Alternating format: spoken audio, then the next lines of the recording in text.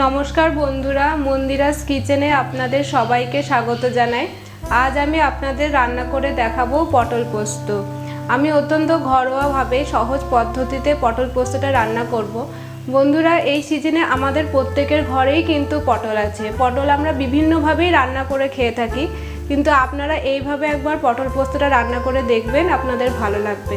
তাহলে চলুন বন্ধুরা, ভিডিওটা প্রথম থেকে শেষ পর্যন্ত দেখতে থাকুন আমি কিভাবে পটল পোস্তটা রান্না করছি। দেখুন, আমি এখানে 6টা পটল নিয়েছি। পটলের গাগুলোকে এইভাবে চিড়ে নিয়েছি আর একটা চাকু দিয়ে পটলটাকে এইভাবে কেটে নিয়েছি।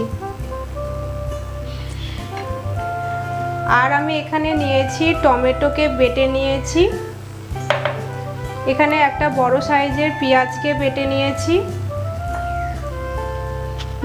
পোস্ত বাটা, কাঁচা লঙ্কাকে চিড়ে নিয়েছি, অল্প একটু হলুদ নিয়েছি, লবণ নিয়েছি, চিনি নিয়েছি আর নিয়েছি কালো জিরে। আর এখানে নিয়েছি কাজু বাদামকে বেটে নিয়েছি। আর আমি এই রান্নাটা কিন্তু সর্ষের তেলেই করছি। দেখুন, আমি কড়াই চাপিয়ে দিয়েছি। এবার দিয়ে দেবো সর্ষের তেল।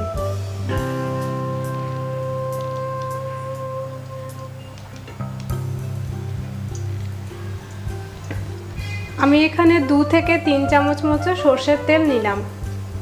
এবার তেলের মধ্যে দিয়ে দেবো 1 চামচ মতো লবণ,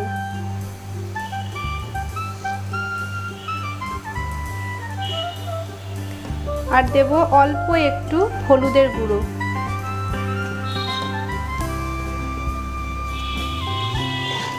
আমি কিন্তু এই রান্নাটাতে হলুদ ব্যবহার করব না, শুধু পটলগুলোকে ভাজার জন্য অল্প একটু হলুদ দিলাম।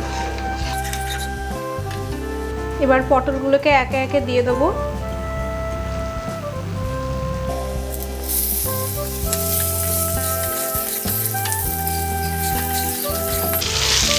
বন্ধুরা, আমি একটু নাড়াচাড়া করে পটলগুলোকে কিন্তু ঢাকা দিয়ে দেবো। ঢাকা দিয়ে দিয়ে ভাজলে পটলগুলো ভালো করে ভেতর থেকে সেদ্ধ হয়ে যাবে।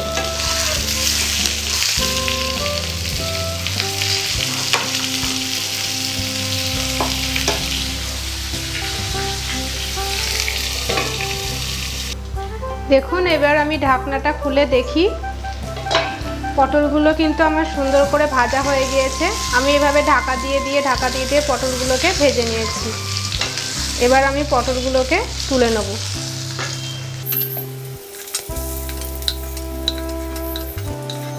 এবার আমি এই তেলের মধ্যে আর একটু তেল দেবো।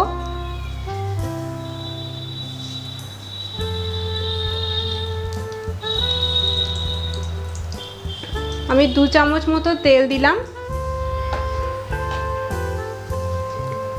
এবার দিয়ে দেবো কালো জিরে,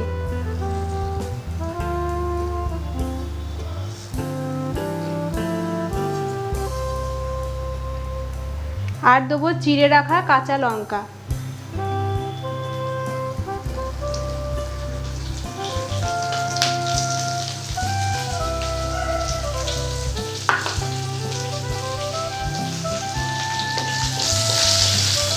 একটু নাড়াচাড়া করে নেব।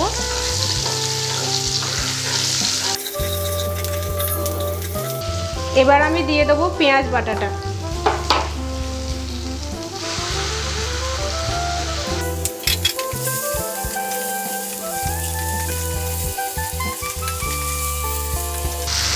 বন্ধুরা, তেলের সাথে পেঁয়াজটা আমি ভালো করে কষিয়ে নেব। যতক্ষণ না পেঁয়াজটার কালারটা চেঞ্জ হচ্ছে ততক্ষণ কষিয়ে নেব।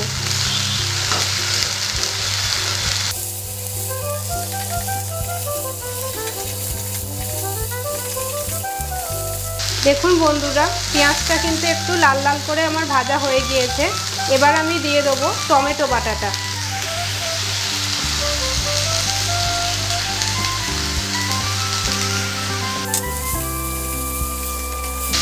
আবারও সব কিছু ভালো করে সুন্দর করে কষিয়ে নেব।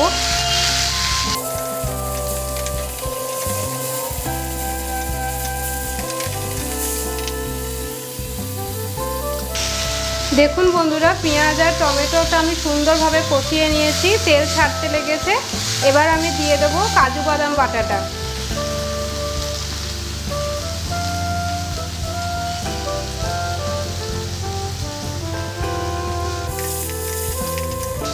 কাজু বাদাম বাটাটা দিয়ে সব কিছু ভালো করে আবার মিশিয়ে নেব। এবার আমি দিয়ে দেবো স্বাদ অনুযায়ী লবণ।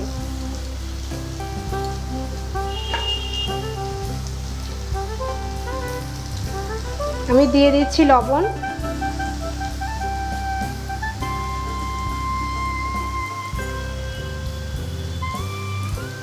আর রান্নার স্বাদের জন্য আমি অল্প পরিমাণ চিনি দিচ্ছি।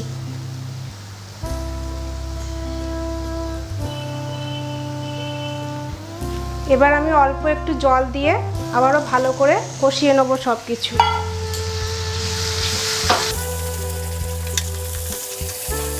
একদম ভালো করে কষিয়ে নেব যাতে বাদামের গন্ধটা, কাঁচা গন্ধটা চলে যায়।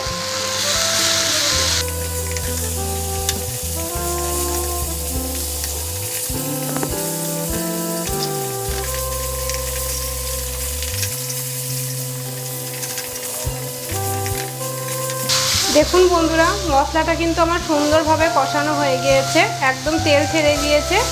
এবার আমি এর মধ্যে দিয়ে দেবো জল।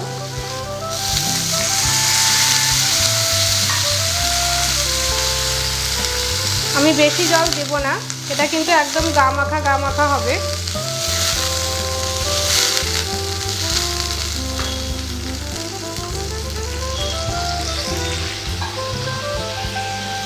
এবার আমি ভেজে রাখা পটলগুলো একে একে দিয়ে দেবো।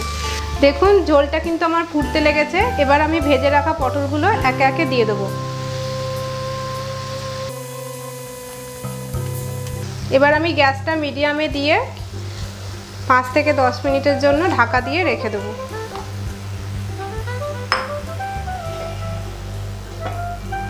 দেখুন বন্ধুরা, 5 থেকে 10 মিনিট আমি কিন্তু ঢাকা দিয়ে রেখেছিলাম। এবার ঢাকনাটা খুলে দেখি। দেখুন সমস্ত ঝোল নুড়ে গ্রেভি হয়ে গিয়েছে। এবার আমি দিয়ে দেবো পোস্তটা।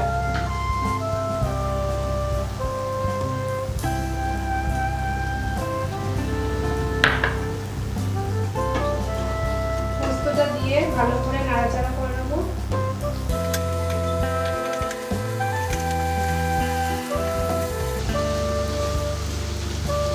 এর মধ্যে অল্প একটু জল অ্যাড করবো।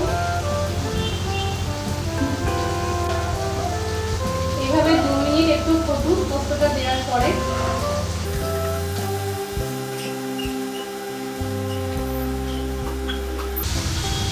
দেখুন আমি 2 মিনিট মতো একটু ফুটিয়ে নিয়েছি। এবার গ্যাসটা বন্ধ করে দেব।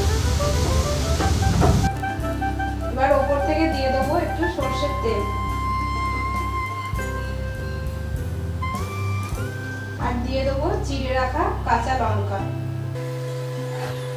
1 মিনিট মতো একটু ঢেকে রাখবো।